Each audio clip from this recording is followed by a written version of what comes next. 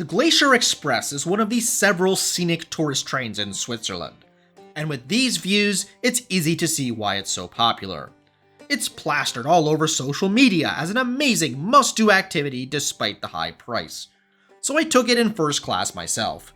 I indeed had a great time, but I don't think I'd do it again, and can't in good conscience recommend it to others without some serious caveats and stipulations.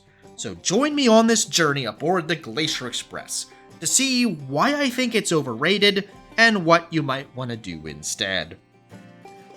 Billed as the world's slowest express train, the Glacier Express winds through the Alps over the course of 8 hours from St. Moritz to Zermatt. It's worth asking why you'd want to go between those two cities without stopping in the first place. Both are luxury ski and hiking destinations. Do you need to go to both? Why not just pick one, the car-free Zermatt, and spend your precious vacation days somewhere else? The reason most people go to both Zermatt and St. Moritz is because the Glacier Express takes that route. That's a tautology.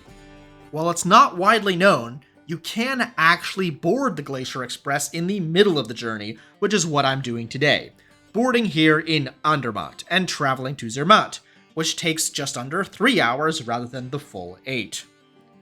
How do you book the Glacier Express? It's a two-step process. First, you need a base ticket. This can be a multi-day pass, a point-to-point ticket, a Eurail pass, or something else. I had purchased an advanced saver ticket, which let me ride on any Swiss train that day in first class for 88 Swiss francs. Given that this is my 6th first class train of the day, I think I got my money's worth. The half-fare card discounts also apply to this base ticket price. Next, you'll need a seat reservation, something you don't need for regular Swiss trains. I paid 49 Swiss francs for my seat reservation in first class. It would have been even more for the whole journey. The train primarily has 2 classes, first and second. I'll be traveling in first today, and there's also Excellence class, which isn't available for whole parts of the year, and is even more obscenely expensive. That wasn't an option on my train today. Be sure and make your seat reservations early, as there's not many seats on the train, and tour groups often book out whole cars months in advance. After taking the Treno Gottardo from Bellinzona to Göschenen, and then the Matterhorn-Gotthardbahn from there, I found myself in the charming little town of Andermatt. The station is small, but there's a cafe and luggage lockers.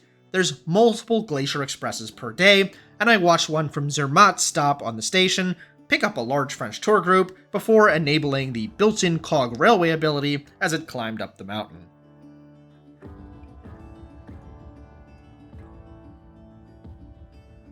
One key thing to point out is that the Glacier Express isn't the only train that takes this route. The Matterhorn-Gotthardbahn also runs regular trains, often very nice ones on the same track. Here's one ascending up the same mountain. I'll circle back to this at the end when we talk about if the Glacier Express is really worth it. The Glacier Express, like other tourist-only trains in Switzerland, is marked as a Panorama Express train, with a red PE on the board.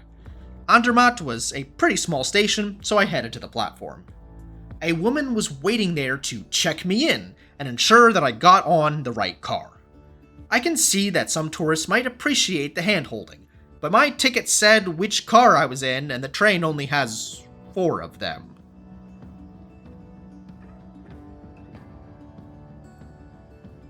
I entered my car to what looked like a war zone. While there is luggage storage, clearly a group of tourists bought quite a lot. There was also a bit of an incident, as a group had brought their cat on board, and the attendant was telling them that that wasn't allowed. They ended up getting off in Andermatt after I boarded. I arrived at my seat to find it a bit dirty, with some used headphones still plugged in. You gotta admit, this is a pretty nice train car. First class is in a 1-2 configuration. Second class is in a 2-2, but it still looks pretty nice. Large windows on either side, and even smaller windows on the roof let in even more light.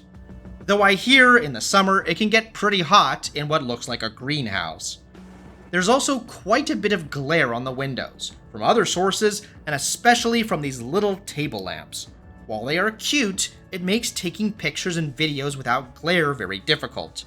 The secret is that between cars, the windows over the doors open, so if you hold on tight to your camera, you can get some great shots without any such interference.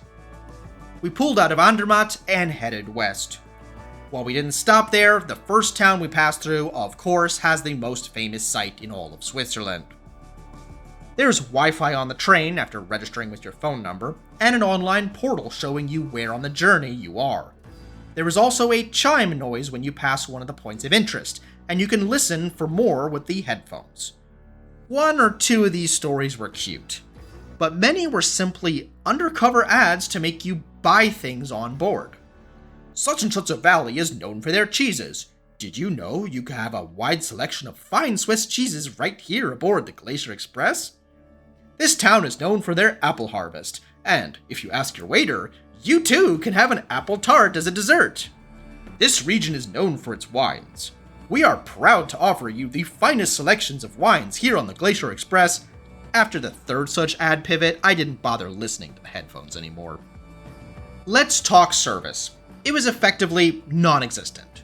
Never once was I welcomed on board or asked if I wanted or needed anything. I almost felt as though I was imposing upon the train. The crew did serve food and drinks, but you had to actively flag them down. Otherwise, they were engrossed in their phones in the crew area. And lest you think it's just me, this is a widely reported observation for the Glacier Express. I ultimately did get a glass of wine, but I wasn't able to order it for over an hour of the trip. Quite frankly, I don't think they are really configured to have people join mid-journey. There's a fixed course menu you can pre-order, as well as a la carte selection. Reviews on the quality of the food are pretty middling, and from what I could see and smell, I didn't feel a strong desire to order anything myself. There's also a magazine with a combination of articles about the journey and advertisements. Much of the track is single track, so even when there's no stops, there's a bit of waiting for other trains to pass. Here, for example, is the famous Furka Tunnel, where cars need to board a train to traverse the mountains. The scenery really is incredible, and I had a grin on my face the whole trip as I ran from filming out the window to the main cabin and my seat. But I was in the minority. A family with 2 teenage kids had both teenagers engrossed on their phones. Another group of 4 adults also found more excitement on other people's Instagrams than what was out the window. I'm in no position to judge, but it's possible that the novelty and beauty of this scenic train journey had already worn thin after 5 hours out of the total of 8.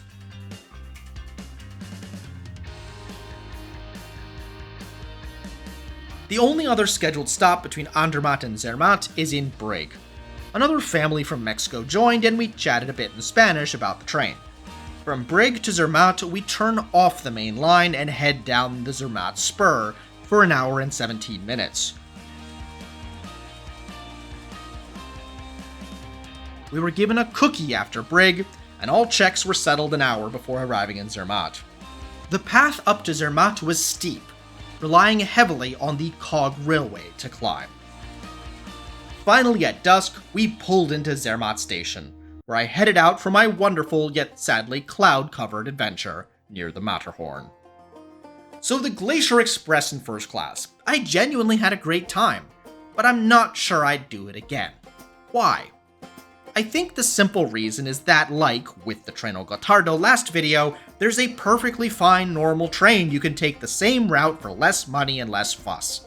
And some of the Matterhorn Gotthardbahn trains are actually really nice, with their own panoramic cars. No, it's definitely not as nice as the Glacier Express, but it's still nice. The Matterhorn Gotthardbahn train doesn't have a dining car and doesn't run all the way from St. Moritz to Zermatt. You need to change trains at a minimum once, if not twice, to do the same journey as the Glacier Express. But if you're not going the whole distance, and I honestly suggest you don't, there's simply no need.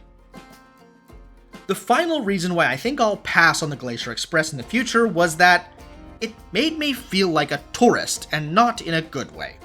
Don't get me wrong, I definitely can appreciate luxury, but with mediocre food and service and an only slightly nicer train, I very much got the feeling that the Glacier Express was meant to segregate tourists from the Swiss and charge them more. I hate that. I travel to see and experience what locals do, and to have an authentic experience.